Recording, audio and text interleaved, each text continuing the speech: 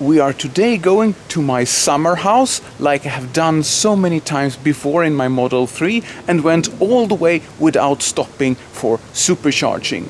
Let's see if this car can do the same thing. The point is that Model Y is a bigger car. Yes, this is the reason why I bought a Model Y. I needed more space for the passengers in the back seat. Yes, and the car has more space. In this example, I pushed the front seat all the way back and still have some space, even if I'm kind of tall guy. So when I put the destination in the car's navigator, it says that I should go and charge on the way somewhere. But if I remove all the charging stops, let's see how it works. It says that I should stay below 110 kilometers. It says 5% that will be left in the car when I arrive. Well, we'll see how that will go then. There is so many factors that determines on how far you can come on one charge. Today is kind of windy and we will have headwind, which is not favorable to get the maximum range. The battery of this Model Y is not so much bigger than in my Model 3.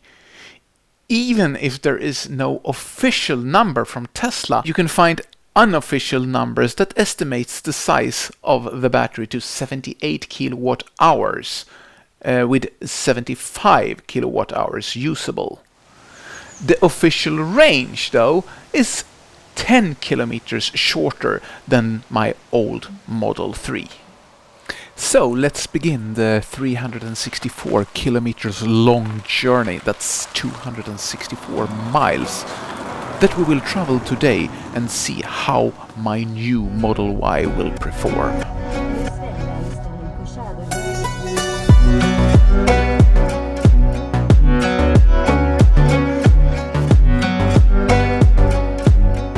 Interesting is that the navigator likes me to turn right in the upcoming crossing. Normally, when I go this stretch, I go straight here. Also, I see that the online routing is disabled. How did that happen? Anyway, let's drive straight and see what will be happening. Yeah, when we decided to go straight and go this little bit slower road where it's only 80 kilometers per hour, we immediately got 11% left to our destination. That's good. After 22 kilometers approximately, we joined the highway. It looks like you have to enable the online routing in the menu. I'm almost sure that it was activated before, but for some reason not now. Anyway, I did activate it, and then immediately the estimation of the battery upon arrival jumped down again to 6%. The estimation is varying a lot. Now it's back on 11% upon arrival. But we are driving slowly here through Stockholm and keeping to the speed limit.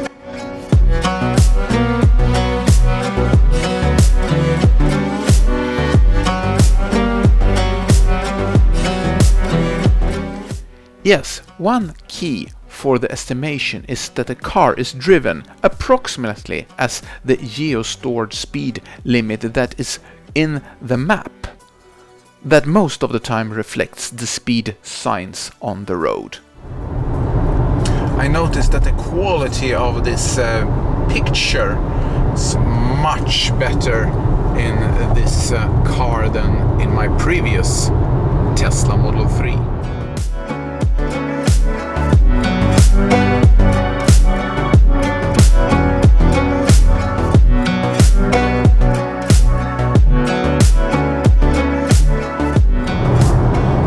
Leaving Stockholm now, and now we can increase the speed to 100 kilometers per hour. We will see if the prediction now says 17% when we have been driving quite slowly through Stockholm will last when we will increase the speed on the highway. On this 3-lane highway, many drivers don't understand that they should use the right lane like the traffic rule states. Instead, they constantly use the middle lane and drive like it was a two-lane highway. Look at this car, for example. Why is he in the middle of the lane when there is a lane to the right? This is not a correct behavior. Now I have to drive in the most left lane to take him over, blocking the lane for drivers that likes to drive even faster.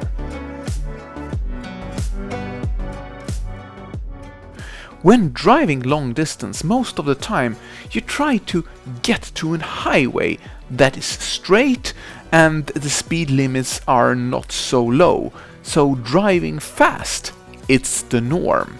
But the official range calculated when you buy a car is a mix of driving speeds, and definitely not driving 110 kilometers for most of the time. This is why the official range differs so much from the expected range of your typical long-distance drive on highways. It started raining, and that can worsen the range even more when the water on the road will give the car more resistance. The so-called Navigate on Autopilot function was disengaged, and a message appears on the screen that the car detected poor weather. In Europe, the difference between standard autopilot and Navigate on Autopilot is marginal. We left the highway after driving for 3 hours, going on a smaller road, but still the speed limit is high. Here it's legal to drive up to 100 kilometers per hour.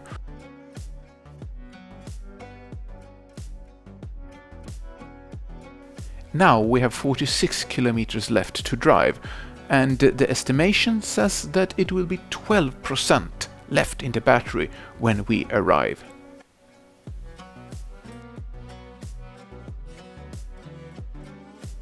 That feels okay. We did some stops during the drive, but that did not interfere much with the expected range. The thing that can drain the battery is the Sentry mode function.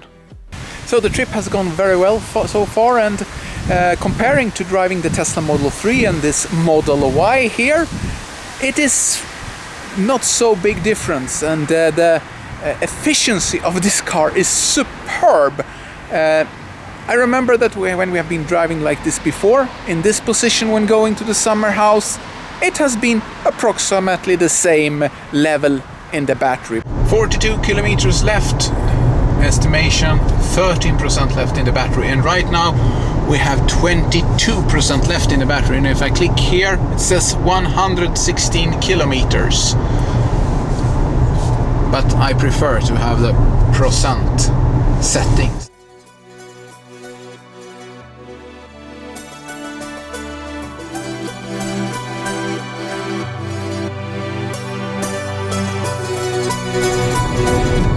Okay, so we are approaching our summer house, and it's 10 kilometers left, 13% left in the battery when we arrive there, and right now we have 15%. So, well, the conclusion is that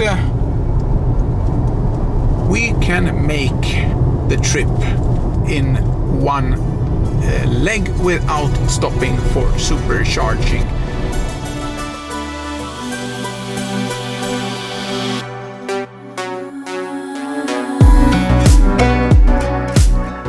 So the final result is that we got 13% left in the battery. But we can conclude that the estimation varied a lot during the trip, and driving style really have the effect on consumption. So the distance that we drove was 365 kilometers. We consumed 65 kilowatt hours, and the average energy consumption was 178 watt hour per kilometers.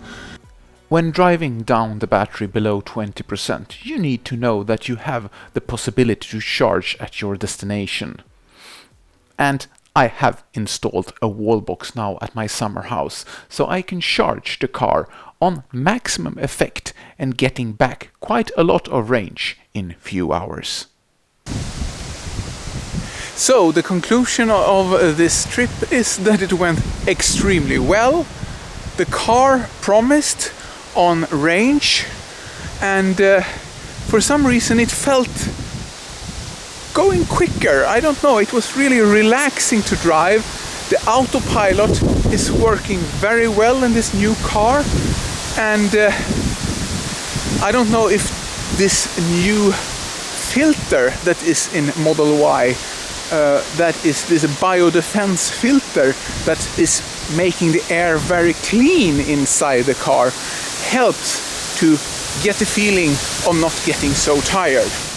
It is great that Tesla is working on efficiency, so the car can go longer on less battery. This is since there is a huge shortage of batteries in the world, so we can build more cars with less battery. That's a smart move by Tesla. But I would have hoped that the evolution during those past 4 years would have brought a little bit bigger battery capacity to my Tesla Model Y. So I will be able to drive to my summer house also in few years when the battery in the car has started to degrade.